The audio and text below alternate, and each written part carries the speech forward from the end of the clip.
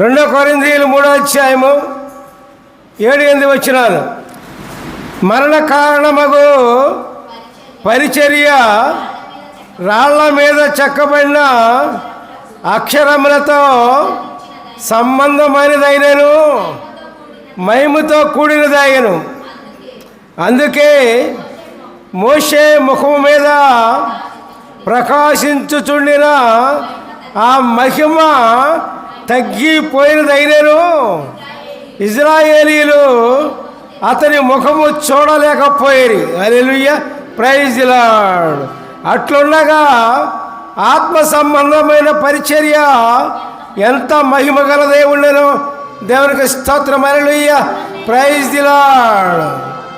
కొండ మీద 10 ఆజ్ఞలు పొందిన తర్వాత మోషే ఆయన మీద ఉన్నటువంటి కాంతి క్రమేణా తగ్గిపోతూ వచ్చింది.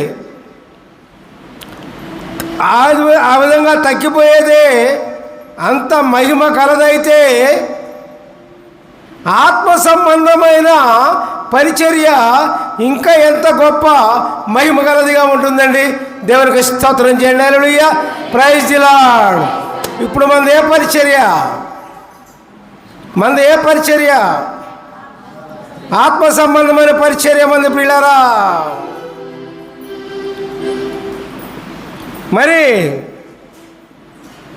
తగ్గిపోయినదే 3వ అధ్యాయం 11వ వచనం.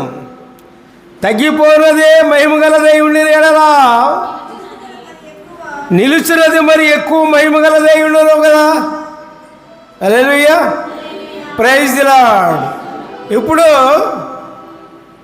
ధర్మశాస్త్రం బోధించేటప్పుడు కొండ మీద నుంచి దిగి వచ్చి